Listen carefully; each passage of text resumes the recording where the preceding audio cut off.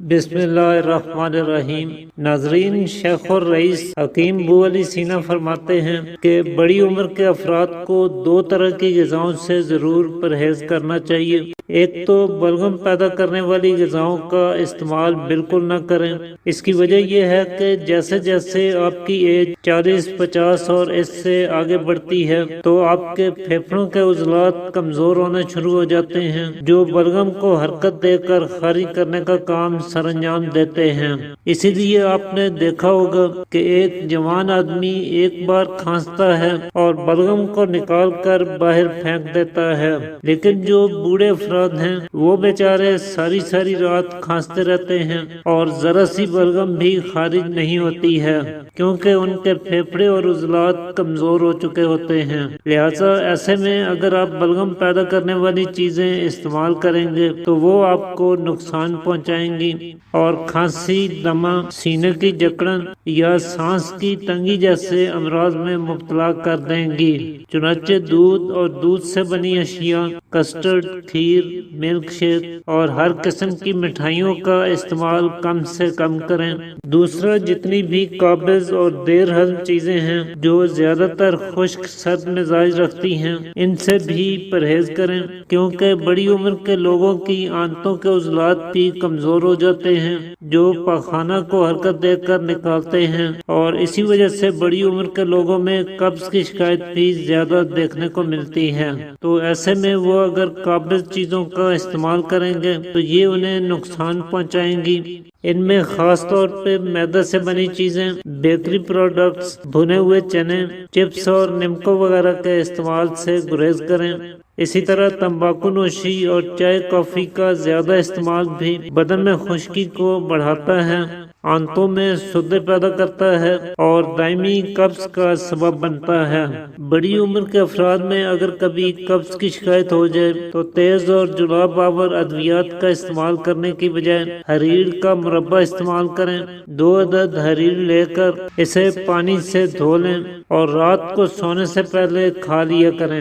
اس سے قبض قدرتی طور پہ دور ہو جائے گی اور کسی بھی طرح کے مضر اثرات آپ کے معدہ اور آنتوں پر ظاہر نہیں ہوں گے۔ اس کے علاوہ آپ روغن بادام کا استعمال کر سکتے ہیں، گلقند کا استعمال کر سکتے ہیں۔ موسم گرما میں آلو بخارا یا انجیر کو قبض دور کرنے کے لیے آپ اپنی ڈائٹ میں شامل کر سکتے ہیں، جبکہ سردیوں میں کشمش اور خشک انجیر کا استعمال کیا جا سکتا ہے۔ مطلب یہ کہ قدرتی چیزوں کا استعمال کریں اور جلاب آور ادویات سے جہاں تک ہو سکے بچنے کی کوشش کریں۔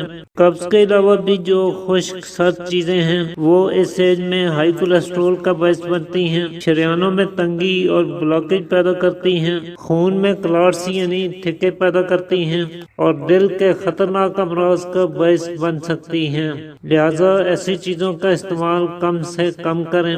اب آپ سوچ رہے ہوں گے کہ پھر ہمیں کس طرح کی غذا کھانی چاہیے، تو اس کے لیے شیخ الرئیس فرماتے ہیں کہ بڑی عمر کے افراد کو مرطوب اور مسخن غذاؤں کا استعمال کرنا چاہیے، یعنی تر اور گرم بدن میں حرارت پیدا کرنے والی غذاؤں کا استعمال کریں، جن میں بکرے کا گوشت، پرندوں اور مرغ کا گوشت، مرغ کی یخنی، اخروٹ، کھجور، آم، خربوزہ اور پائن ایپل کا استعمال کیا جا سکتا ہے۔ ساتھ آپ کو مدر بول غذاؤں کا استعمال بھی کرنا چاہیے، یعنی پیشاب کھل کے لانے والی چیزیں استعمال کریں تاکہ جو خون میں موجود فاضل مادے ہیں وہ خارج ہوتے رہیں۔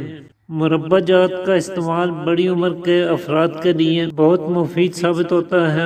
خاص طور پہ سیب کا مربع دل کو طاقت دیتا ہے، اعصابی کمزوری کو دور کرتا ہے اور بلڈ پریشر کو مینٹین رکھنے میں مددگار ثابت ہوتا ہے۔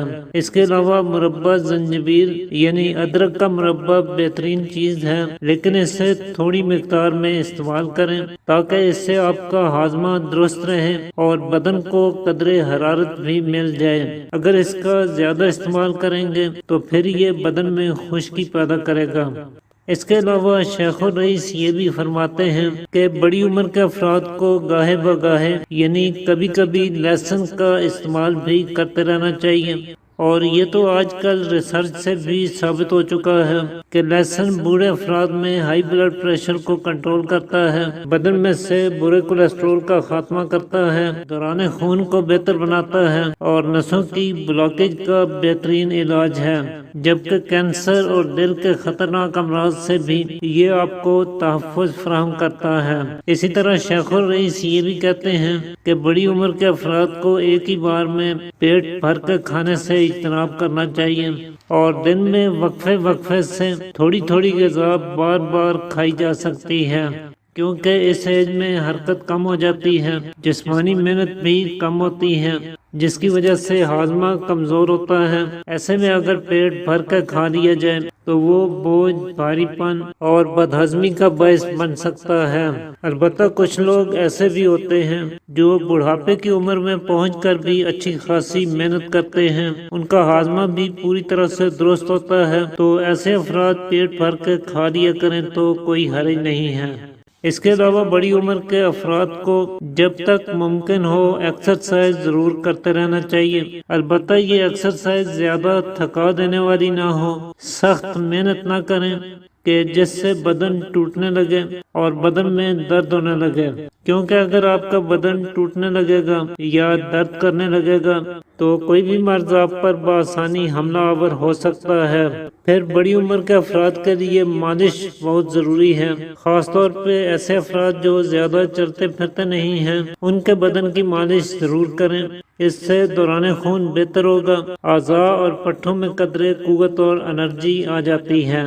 تو ناظرین، یہ کچھ ضروری باتیں ہیں جن کا آپ کو دھیان رکھنا چاہیے۔ امید ہے آج کی ویڈیو آپ کے لیے کسی نہ کسی طرح سے مفید اور مؤثر ثابت ہوگی۔ اسی کے ساتھ اجازت چاہتا ہوں، اللہ حافظ۔